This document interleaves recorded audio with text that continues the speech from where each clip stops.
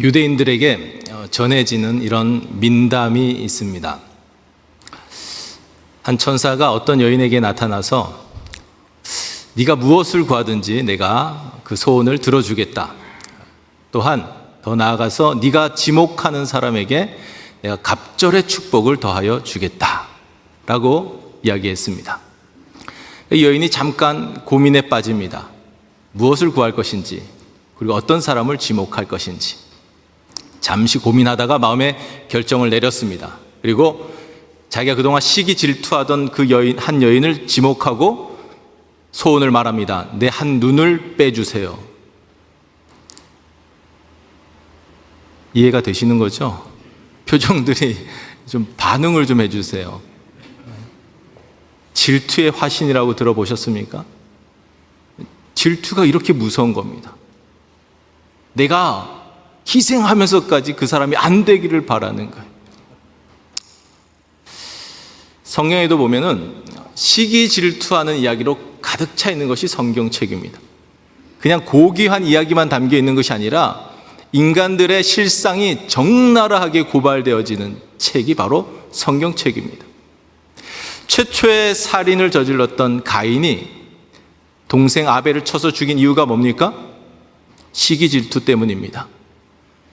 자기는 예배 실패자가 되어가고 있는데 동생 아벨은 예배 성공자로 지금 하나님께 예배 성공하는 사람으로 살아가고 있어요. 그 시기 질투하는 마음 때문에 동생을 쳐서 죽였습니다. 요셉의 형들은 친동생인데 이 동생을 죽이려고 하다가 돈 받고 인신매매로 팔아버립니다. 왜 그랬습니까? 아버지 야곱이 요셉만 더 사랑하는 거예요. 그 시기 질투하는 마음 때문에 동생을 인신매매 시켜버리는 거예요. 사울은 천천히요 다윗은 만만히로다. 이 노래가 민간에 퍼져가니까 사울이 이 노래소리를 듣고 견디지를 못하는 거예요. 자기는 왕인데 좀만 그릇을 크게 가졌더라면 서로 윈윈할 수 있었는데 그 신하를 죽이겠다고 창들고 평생을 쫓아다닌 비참한 인생이 되어버렸습니다. 시기 질투 때문입니다. 다니엘은 포로였는데 바벨론으로 끌려갔습니다. 그런데 거기서 총리까지 됩니다. 하나님께서 총명하게 해주셔서 총리까지 되는 것을 보고 주변 사람들이 다 시기 질투합니다. 포로 주제에 어떻게 저런 영광을 누릴 수가 있나. 그래서 조소를 꾸미잖아요. 다리오 왕의 30일 동안에 누군가에게 절하면 사자굴에 집어넣읍시다. 음모를 꾸미는 거예요. 그 이유가 뭐냐? 시기 질투하는 마음 때문이었습니다. 결정적으로 사람들이 다 대제사장들, 바리새인들 향하여 시선이 집중되다가 갑자기 예수님이 나타나니까 사람들이 다 예수님에게로 시선이 쏠렸어요. 그러니까 그 시기 질투하는 마음을 이겨내지 못하고 예수님을 십자가에 못 박아 죽인 겁니다. 이 모든 일들이 다 시기 질투 때문에 일어난 일들입니다. 성경은 시기하면은 뼈를 썩게 만든다라는 말씀이 잠언에 있습니다. 여러분, 시기 질투하는 마음이 여러분 뼈를 썩게 만들고 여러분의 영혼을 파멸로 끌어가는 거예요. 그러하게 여러분을 파멸로 이끌어가는 존재인 사탄은 자꾸 여러분의 마음속에 시기 질투를 불어넣는 것입니다. 그런 대상자가 계속 나타나게 하고 계속 그 마음을 넣어서 여러분을 파멸로 끌어가는 것입니다. 이런 이야기도 있습니다. 한 수도사가 허허벌판 사막에서 영성 수련을 쌓아갑니다. 금식하면서 영성 수련을 하고 있는데 어떻게든지 사탄이 이걸 방해하고 싶었어요. 그래서 먼저 음식을 들고 찾아갑니다. 그런데 이 수도사가 음식에 끄떡도 하지 않습니다. 이번에는 다양한 방법을 가지고 유혹합니다. 의심을 넣어보기도 하고 두려움을 넣어보기도 하고 여러 물질들을 통해서 유혹해 보려고 하는데 이미 내공이 쌓인 이 수도사는 그런 것들에 끄떡도 하지 않습니다. 마지막 방법을 강구한 것입니다. 가서 속삭였습니다. 이렇게 말합니다. 이보게, 이번에 당신 교구의 주교 자리에 당신 동생이 앉게 되었다는 것을 알고 있는가? 이 말을 듣는 순간에 이 수도사가 평정심을 잃어버리고 얼굴이 울그락 불그락해졌다는 이야기입니다. 사탄은 여러분에게 시기 질투를 집어넣어서 여러분 마음에 있는 평강을 빼앗아가는 거예요. 평정심을 잃어버리게 만드는 것입니다. 그렇게 하여 여러분을 멸망 가운데로 끌어가는 존재가 바로 사탄이라는 것입니다. 시기와 질투는 비슷한 의미입니다. 그래서 우리가 혼용해서 사용하기도 합니다. 그러나 엄밀하게 따져보면 조금 뉘앙스의 차이가 있습니다. 어떤 차이가 있냐면, 시기라는 것은 그냥 내가 갖고 있지 못한 것을 누군가가 가지고 있으면 우리는 그 사람을 시기합니다. 근데 질투라는 것은 조금 달라요. 내가 가지고 있던 것을 누군가가 가지게 될 때에 우리는 그 사람을 질투합니다. 예를 들면 내가 사랑하는 사람이었어요. 이 사람도 나를 사랑했어요. 근데 언젠가부터 이 사람이 다른 누군가를 사랑하는 거예요. 그러면 우리는 그 대상자를 질투하는 것이죠. 이건 꼭 이성 간에만 일어나는 일이 아니라 동성 간에도 많이 일어나는 일입니다. 예를 들면 내가 A라는 사람과 친했어요. 그리고 내가 B라는 사람도 친했어요. 우연한 기회에 같이 만나는 일이 있었습니다. 근데 이 A라는 사람과 B라는 사람이 서로 잘 맞아요. 소위 말하는 코드가 잘 맞아요. 둘이 점점 친해지더니 어느 순간에 보니까 나 없이도 자기들끼리도 만나는 거예요. 그때 생겨나는 감정이 질투라는 것입니다. 그때 시기한다라고 말하진 않습니다. 시기는 그저 나보다 더 많은 것을 가지고 있거나 나보다 특별히 더 예쁘거나 그럴 때 생기는 감정이 시기라는 것이죠. 그래서 오늘은 질투라는 것에 대해서 함께 생각해 보려고 합니다. 여러분에게 질투가 있습니까? 저는 저에게 질투가 없다고 생각했습니다. 질투는 그냥 어린 소녀들이나 하는 것이지, 이렇게 생각하고 저는 질투가 없는 줄 알았는데 가만히 생각해보니까 저에게도 질투가 있다는 것이 느껴졌습니다. 얼마 전에 제 아내가 어떤 목사님 설교에 꽂혀서 계속 그 목사님 설교를 듣는 거예요. 그래서 처음에 좋게 봤습니다. 뭐 드라마 보는 것보다, 예능 프로그램 보는 것보다 그래도 설교 들으면 은혜 받고 좋지 뭐, 이렇게 생각을 하고 있었는데 주구장창 듣는 거예요.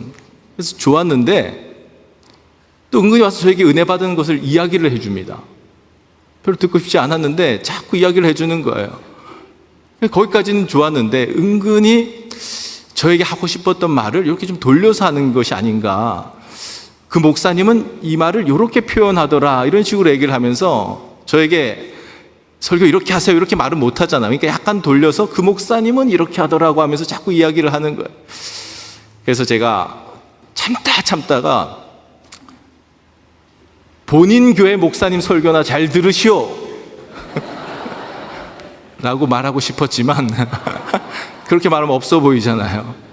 그렇게 말할 수는 없고 좀 제가 돌려서 이렇게 말했습니다. 그 목사님 설교를 들어봤는데 별로 복음적이지도 않고 성경 해석도 좀 자의적인 게 많고 신학적으로도 좀 편협한 것 같아. 제가 그렇게 이야기를 했는데 지금 돌이켜 생각해 보니까 그게 질투 때문에 그런 것이 아닌가 하는 그런 생각이 설교 준비하면서 들었습니다. 하나님께서는 우리의 기도에 참 신실하게 응답해 주시는 하나님이십니다.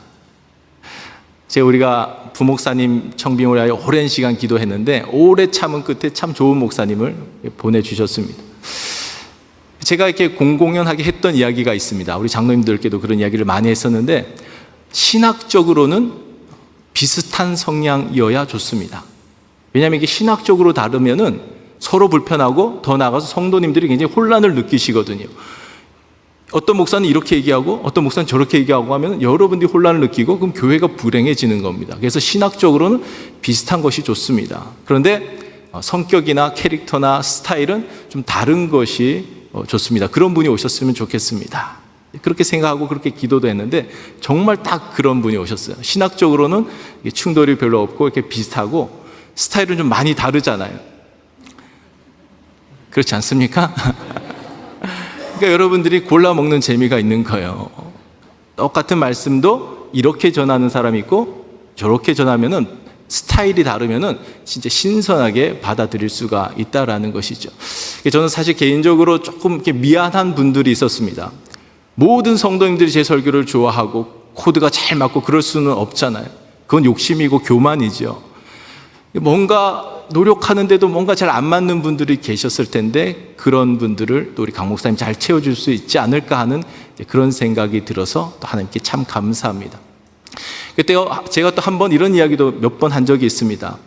저는 우리 부목사님이 우리 교회에 오셔서 막 교회를 들었다 놨다 할 수 있을 정도로 아주 유능한 분이 오셨으면 좋겠다라는 이야기를 하면은 저에게 바로 하신 이야기가 저를 생각해서 해주시는 거죠. 그러면 목사님이 힘들어집니다. 이제 그런 이야기를 많이 하셨어요. 제가 바로 했던 얘기가 뭐냐면은 저만 질투 안 하면 됩니다. 그럼 온 교회가 다 행복해질 수가 있습니다. 부목사 설교 잘하다가 쫓겨난 교회 많거든요. 근데 우리 교회는 못하면 쫓겨나는 교회가 될 수 있도록 저도 비교 안 할 거니까 여러분 제가 질투 안 할 거니까 여러분도 비교하지 마셔야 됩니다. 은근히 비교하면서 이렇게 이간질 시키는 사람들이 꼭 있어요.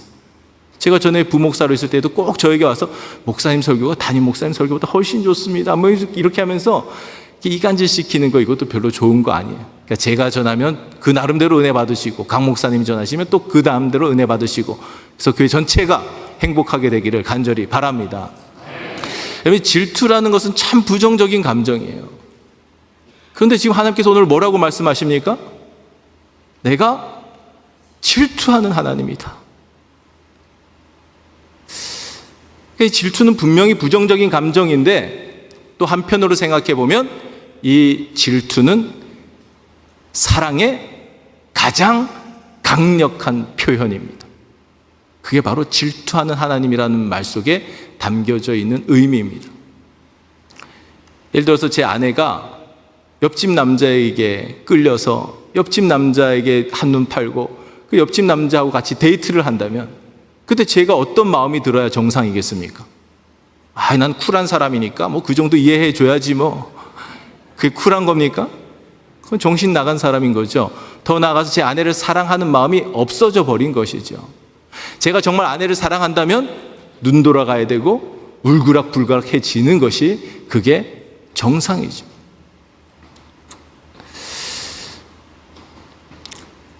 하나님께서는 여러분을 사랑하십니다. 어느 정도로 사랑하시냐면은 사랑할 대상이 여러분 한 사람밖에 없는 것처럼 사랑하십니다. 실제적으로 여러분 한 사람 존재했다 할지라도 여러분 한 사람 구원하시기 위하여 독생자를 보내주시는 분이 바로 하나님 아버지십니다. 그렇게 여러분을 사랑하신다고요. 이런 노래가 유행했던 적이 있습니다. 잠깐 목을 좀 축이고요. 노래만 하려고 하면 이렇게 심장이 벌렁벌렁거립니다. 너만 보인단 말이야. 들어보셨습니까? 이게 누가 부른지도 모르겠고 뭐 어떤 내용인지도 잘 모르겠는데 이게 어떤 개그 프로그램에서 이 노래가 이렇게 계속 나왔던 적이 있습니다. 저는 거기에서 하나님의 음성을 들었습니다. 여러분 우리는 항상 안테나를 열어놓고 모든 순간 속에서 하나님의 음성을 들을 수 있어야 됩니다. 하나님이 지금도 여러분에게 말씀하십니다. 너만 보인단 말이야. 내 눈에는 너밖에 안 보인단 말이야. 나는 너만 바라보고 있는데 왜 너는 다른 데 자꾸 한눈 팔고 있느냐. 내가 너를 바라보는 것처럼 너도 나만 바라봐주면 안 되겠냐. 바로 이 마음이 질투하는 하나님, 이 단어 속에 담겨져 있는 의미라는 것입니다. 하나님께서 오늘 3절에서 우리에게 이렇게 말씀하십니다. 너는 나 외에 다른 신들을 두지 말라 말씀하십니다. 이것이 지금 다른 신들을 하나님께서 인정하시는 것이 아니고 다른 신들이라 함은 인간들이 만들어낸 존재입니다. 인간이 불안해서 인간이 두려워서 자꾸 뭔가 보이는 것이 있어야 안정감을 누려서 뭔가를 자꾸 만드는 거예요. 그리고 사탄이 자꾸 그럴듯한 신들을 만들어서 포장해서 우리에게 딱 펼쳐놓고 자꾸 유혹하는 겁니다. 그러니까 다른 신들이라 함은 사탄과 인간의 합작품입니다. 원래부터 있었던 존재가 아니라 사람과 사탄이 만들어낸 합작품이라는 거예요. 그것이 바로 우상입니다. 4절 말씀 읽어보겠습니다. 4절 시작. 너를 위하여 새긴 우상을 만들지 말고 또 위로 하늘에 있는 것이나 아래로 땅에 있는 것이나 땅 아래 물속에 있는 것이 어떤 형상도 만들지 말며. 너를 위하여. 하나님 우리에게 분명하게 말씀해 주시는 겁니다. 너를 위하여. 우리는 자꾸 우리를 위하여 뭔가를 만드는데, 인간들은 자기 자신을 위하여 뭔가를 자꾸 만드는데, 하나님 말씀해 주시는 거예요. 너를 위해서 무언가를 자꾸 하지만, 너를 위하여 이것저것 만들지만 그 모든 것들은 너를 위한 것이 결코 아니란다. 너를 위한 것 같지만 결국은 그것이 너를 망치는 것이란다. 너를 위하여 나를 바라봐야 한단다. 너에게 필요한 것이 무엇인지 나만 알고 있고, 너에게 필요한 것들을 채워줄 수 있는 능력이 나에게만 있고, 너희들을 구원할 수 있는 능력이 나에게만 있단다. 그러니 나만 바라봐야 된다. 우상이 무엇입니까? 우상은 형상화시킨 겁니다. 그래서 여기서도 말씀을 보면 새긴 우상이에요. 인간이 새긴 우상.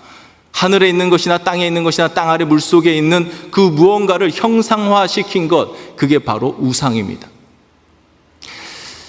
이스라엘 백성들이 출애굽에서 나왔을 때에 모세가 시내산에 십계명 돌판을 받으러 갔습니다.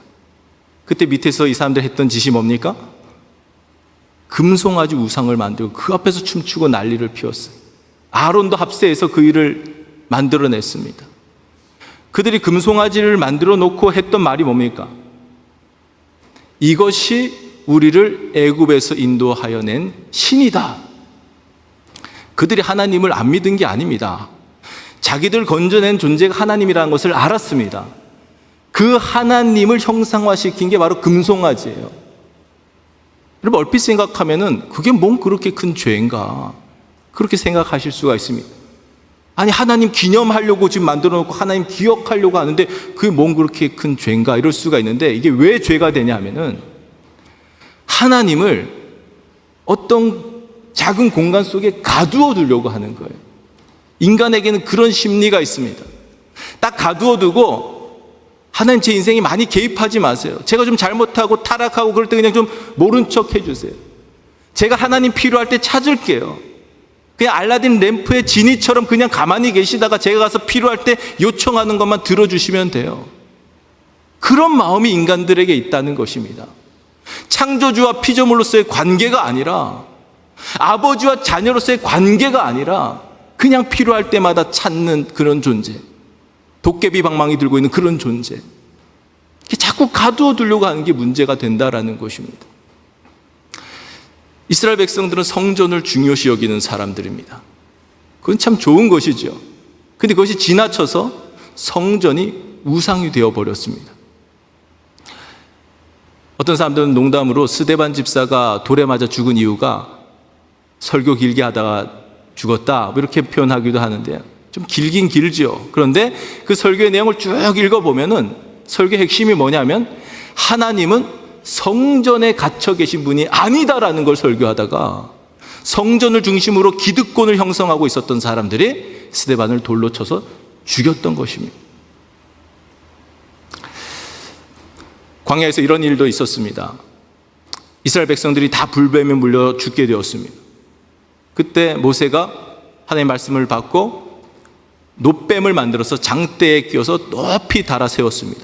그래서 이 놋뱀을 바라보는 자는 다 살아나리라 말씀을 선포했습니다. 그 말씀에 순종해서 놋뱀을 바라본 사람들은 다 살아났습니다. 다 치료되었습니다. 다 회복되었습니다.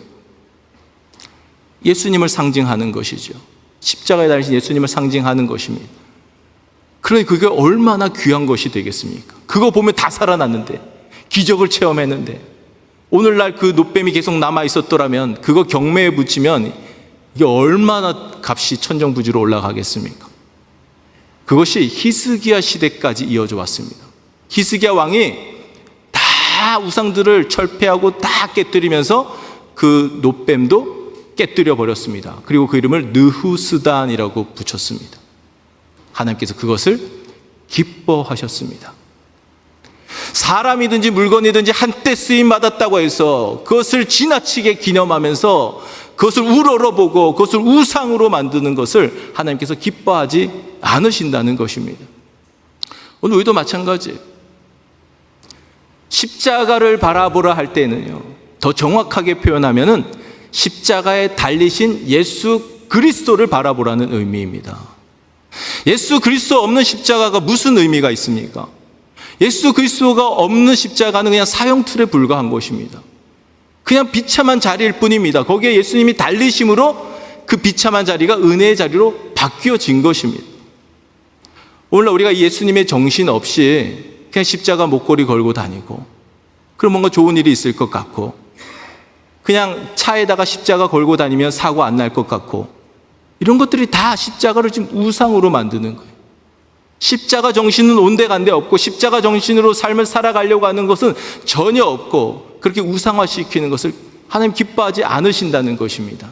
여러분의 믿음의 대상을 분명히 하셔야 돼요. 여러분의 믿음의 대상은 십자가가 아니라 십자가에 달리신 예수 그리스도라는 것을 믿으시기 바랍니다. 분명히 하셔야 된다는 거예요.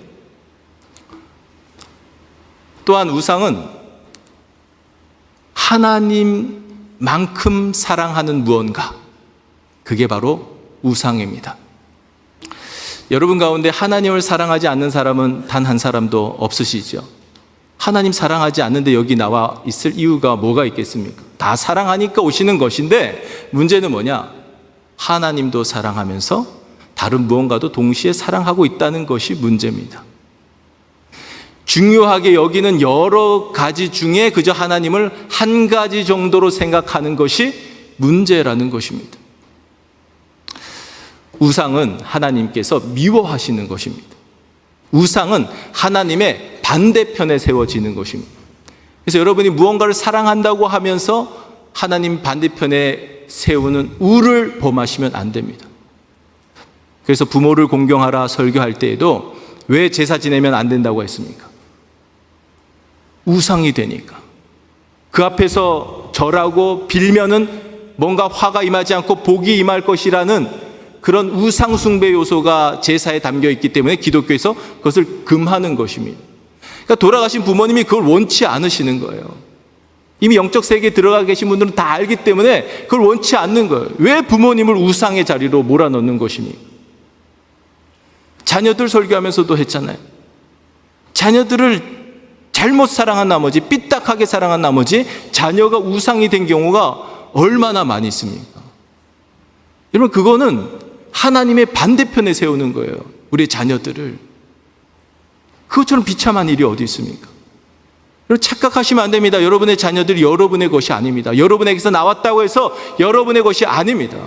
하나님의 것입니다. 잠깐 맡겨주신 것 뿐이에요. 착각에 빠지면 안 된다는 것입니다. 자녀가 우상이 되게 하는 건 하나님 반대편에 세우는 비참한 일이라는 것을 깨달으셔야 돼요.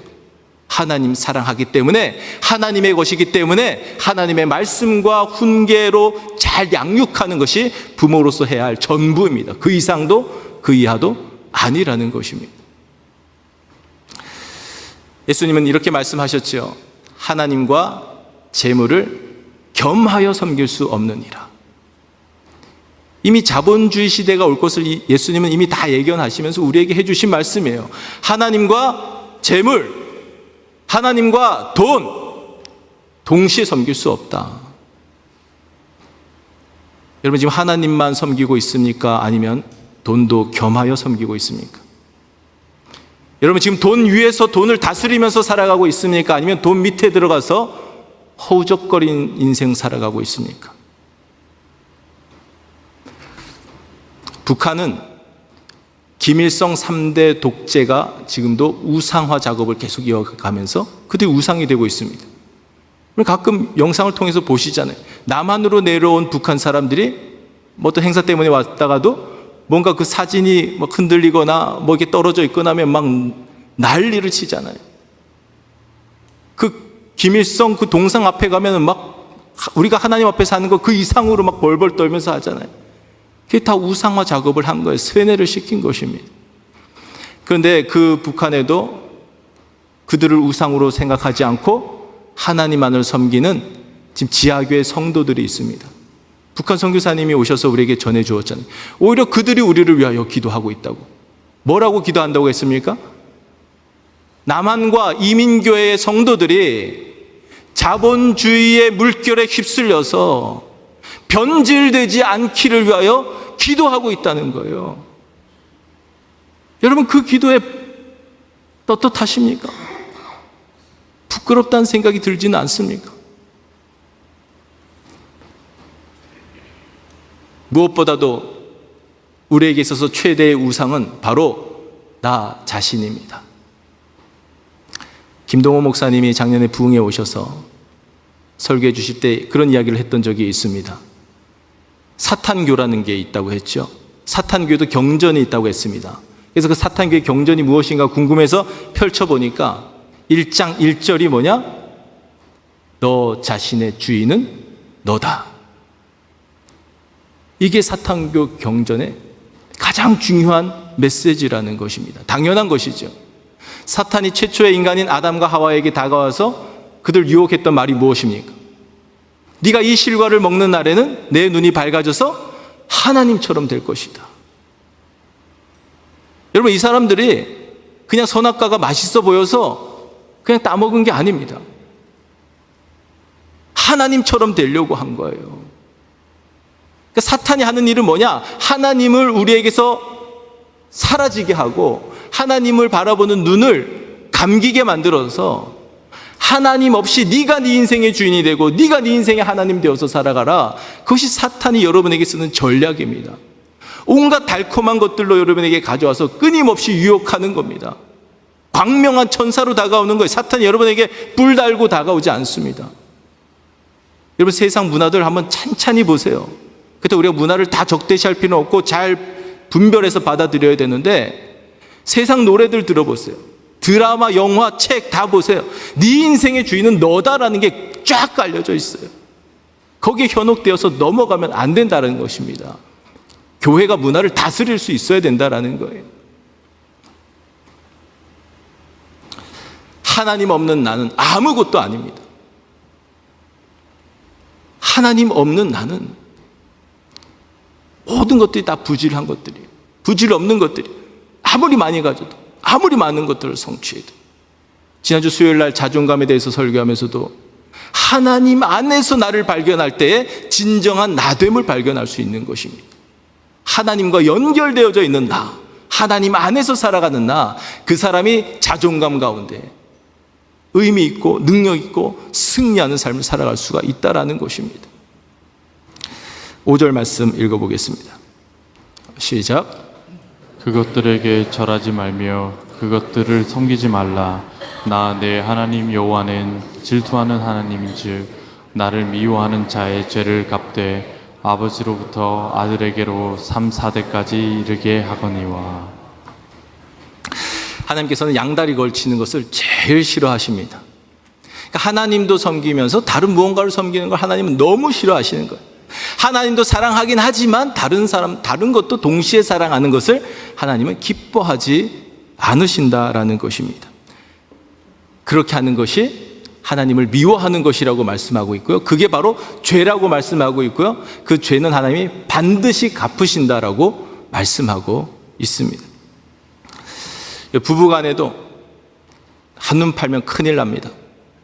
바람이 나면 피바람이 몰려오게 되어져 있어요. 다 눈을 닫아야 됩니다. 하나님께서 맺어주신 부부 외에는, 그 관계 외에는 절대로 눈 돌리면 안 된다는 것입니다. 핵폭탄이 기다리고 있는 거예요. 제가 얼마 전에 아주 스포츠를 좋아하는 집사님이 계셔서 제가 그런 질문을 한 적이 있습니다. 한참 농구 플레이오프 경기가 진행 중일 때 집사님은 농구 경기가 펼쳐지면은 미러키 벅스 편을 응원합니까? 아니면 자라온 도시, 옛날에 있었던 도시, 그 도시의 팀을 응원합니까? 이렇게 물었더니 바로 대답하더라고요. 이분이 말을 참 잘하는 분이, 목사님, 조강지처가 있는데 매력적인 여자가 눈앞에 나타났다고 눈 돌릴 수 있습니까? 이 한마디로 다 정리가 되는 것이죠. 조강지처가 있는데, 내 남편이 있는데 다른 이성에게 눈 돌린다? 핵폭탄이 터질 일만 남아있는 거예요. 우리 교회 그럴 사람 한 사람도 없겠지만 지금 마음으로도 그러고 있는 거 빨리 접으셔야 돼요. 앞으로도 그런 일은 일어나면 안 된다라는 것입니다.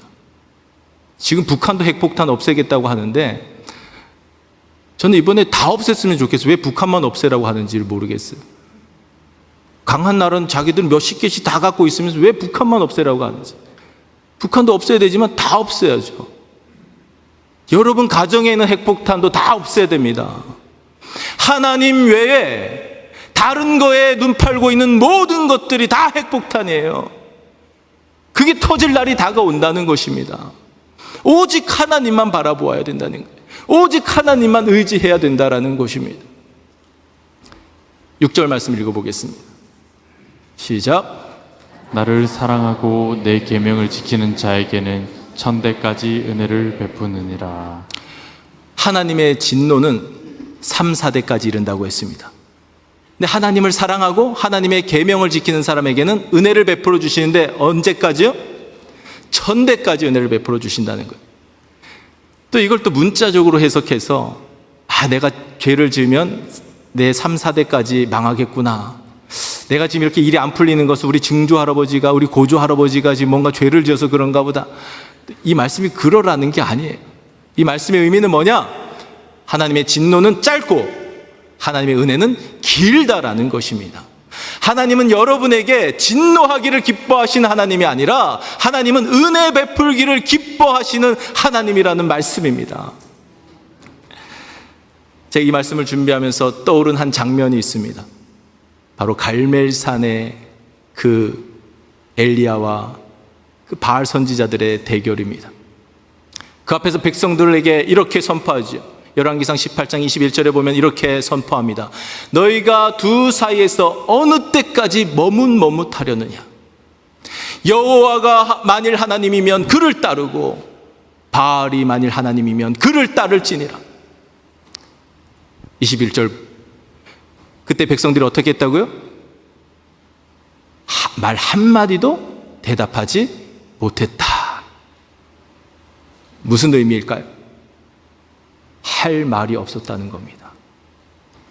말할 면목이 없었다는 말입니다. 왜냐하면 그들이 하나님도 섬겼지만 풍요의 신이라고 하는 바알도 함께 섬기고 있었거든요. 겸해서 섬기고 있었거든요. 양다리 걸치고 살아가고 있었거든요. 그러니까 대답할 말이 없었다라는 것입니다. 여러분은 이 질문 앞에 할 말이 있습니까? 여러분 하나님을 섬기고 있습니까? 재물을 섬기고 있습니까? 하나님을 섬기고 있습니까? 자녀를 섬기고 있습니까? 하나님을 섬기고 있습니까? 나 자신을 섬기고 있습니까? 이 질문 앞에 여러분 할 말이 있습니까? 지금까지는 할 말 없는 인생을 살아왔다 할지라도, 지금까지는 하나님 앞에 설 면목 없는 인생을 살아왔다 할지라도 지금 다시 결단하시기 바랍니다. 여호수아와 같이 나와 내 집은 오직 여호와 하나님만을 섬기겠습니다.